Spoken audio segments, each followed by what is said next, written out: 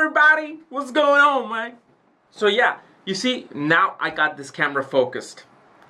I got this camera focused now because yesterday, as much as I bashed this camera, I'm sorry, little camera, it was my fault, because I did not have the face recognition on.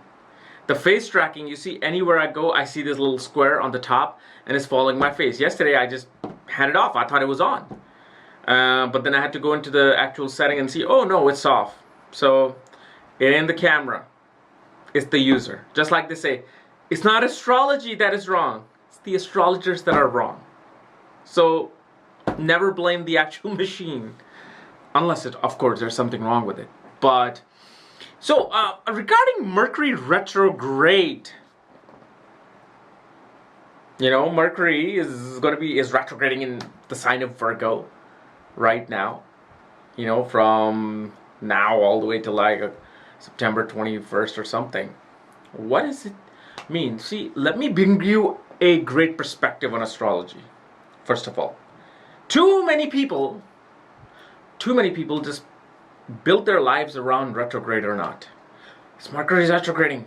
I shouldn't do this. I shouldn't go out on a date. I shouldn't go here. I shouldn't sign this. I shouldn't sign that. Me, as a researcher and an astrologer, you can say, a Vedic astrologer, you can say, I should be the first person to look at charts all day long to see what's happening and what decision should I need to make. Should I go? And should I, go here or go there? Should I buy this? Should I buy that? Oh, maybe because I bought the camera on the wrong day and I got this bad camera. Oh, maybe I shouldn't buy on this camera. Oh, maybe I shouldn't kiss my wife today. It's a bad thing because Venus is here and kissing your wife can get you in trouble. You see what you're doing? You are becoming a slave then. You're becoming an absolute slave to planets. You become a slave to, as much as there's a saying, as above, so below, and whatever's happening above is happening down here, right? Let it happen. Let it happen. I have seen quite a few Mercury retrogrades in the past 2 years. I've studied them personally. And out of that, I actually just lived normally. Like, okay, some things happened. Some things didn't happen. My internet wasn't going through. Okay, well, fine, Mercury's retrograde. I mean, what are you going to do? If it doesn't work, it doesn't work. So you guys need to understand, like, when you pay attention to these little transit, okay, well, moon is here today. What should I do? Moon is here today. What should I not do? Then you get caught up into this web. And once you get caught up, it will mentally destroy you. I never look at transit at all to do anything in my life. I randomly pick dates and do things. I live my life. This is why I'm actually so happy doing astrology. This is why I'm so happy learning astrology, following astrology, because I don't use it. I don't use it as much. Actually, I don't use it at all. So that's the first thing that I want to address, that retrograde or not, especially when you look at these quick planets that are retrograde, not retrograde, that are moving from one side to the other in less than a month or in less than, days, like moon. Just live your life, man. Don't worry about all these things. But you got to understand, Mercury being in the sign of Virgo, where it's exalted, is definitely going to bring about great amount of information through which you can express yourself creatively. You will capture information. Like, see, Mercury's nervous system, right? It's from here all the way down to the spine. And the ideas sparked through your nervous system. When you say that idea comes from the head, no. Ideas come from the heart. They come from the gut. They come from the spine. And they go up to your spine, into your head, where they get stored. So in this period of exalted Mercury, when it's retrograding, that means it's virtually it's closer to the Earth. This is the period where you're gonna pretty much just pay a lot of attention and details to your creative side. You're gonna pay more detail and attention to what you say, how you say. You're gonna take time. Am I saying something wrong or not? Am I saying something that can influence people in the wrong way? or people may take my communication in the wrong way. So that's pretty much what Mercury is doing. I mean, obviously for every ascendant, it's going to be wherever your ascendant is or your moon sign is, look where Mercury is placed in these two, from these two placements.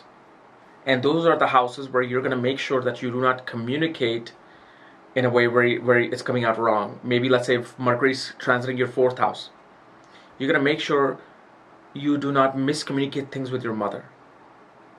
You're going to make sure that your bills are paid on time.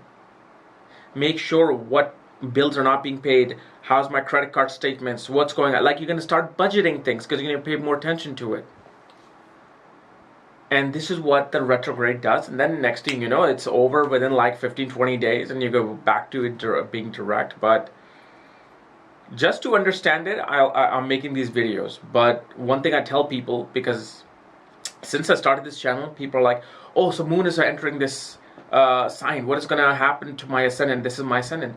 Don't forget about it, because once you get into astrology this detail, it will control you. It will ruin you. It will just mentally, it will ruin you, because all you're thinking like, oh my God, this moon is here. What should I do and not do? That's all you get caught up into. You don't do anything.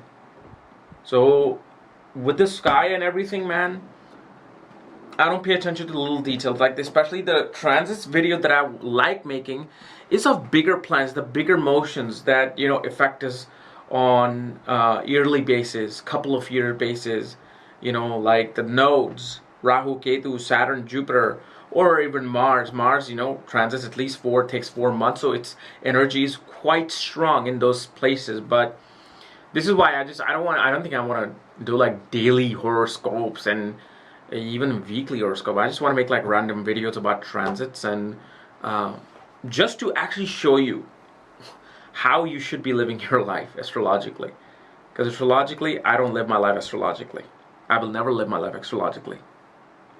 So, and that is why I live a happy life being an astrologer, because it just, for me, it's just passion and fun. For me, it's not like, oh, I have to use this in my own life, or I have to tell my wife, oh no, do this on this date. Nope. So just take this retrograde for what it is. It simply just means that Mercury being at his exalted position while retrograde, your communication, your intelligence, your analytical, logical skills, your ability to discriminate things and choose between things will be at its highest. At its highest. You're going to try to make decisions which are, you know, in benefit to all parties.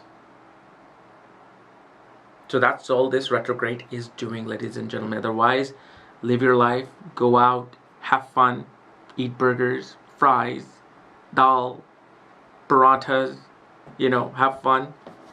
And yeah, yesterday I was, I kind of like deviated from my Sedona trip, man. Yes, Sedona, baby. I want, at least if you're in the United States, go to Sedona. Go to Sedona, especially in between this year and next year. Go to Sedona. A lot of special things are happening there. I can't really explain it, but the energy of Sedona is increasing. And this is because, remember, the Earth has chakras itself. You know how we have literally over 9 to 12 chakras, and those chakras, the rest of them are like up here. Like, you think the crown chakra is it? No, there's above crown chakra. Then there's one above crown chakra to get to Narayana. But Sedona is one of the chakras for the Earth itself. And the thing is, slowly these things are opening up. And there's just something, and in my own personal experience, Sedona has this energy that's, I'm telling you, it's so strong that telepathically connects with you. Tells you, no, come. You need to come here. You need to come to me. Because I was just like a month and a half ago to 2 months, every day I was telling my wife, you know, what if I went to Sedona this weekend? What if I went to Sedona next weekend? What if I went to Sedona the weekend after? It's like, shut up and go! Stop eating my head. Go. I know you need to go. But then also, when I was trying to make a decision to go just 3 weeks ago, my wife said, you know what? I want to go too. I want to go too. I really want to, you know, go to this one specific place where she gets energy work done. And obviously she loves hanging out with Dennis Harness, his wife. Um, all my other astrologer friends are coming, so she wants to meet all of them. So then she's like, you know what, something is drawing me there too. So we're all going, and it's just gonna be fun. It's gonna be fun, and I'm taking a special tour guide in Sedona with this one person. I forgot his name. He knows like the secret vortex places. You know, you might think like Cathedral Rock and what is the other place? These 2-3 places that are like very high vibrating place, which is the vortex. This person actually knows these very small areas, like size of this room, where this energy is coming out. And if you look at anything growing in that area, if you look at anything that's growing in this area, it's gonna have this twirl twist to it. So if like a tree is growing, it's gonna have this like twistingness to it. And it's not because of some water or erosion or climate. No, the energy is so concentrated, and you can see the way the energies comes out. They're coming out in this like DNA wave pattern.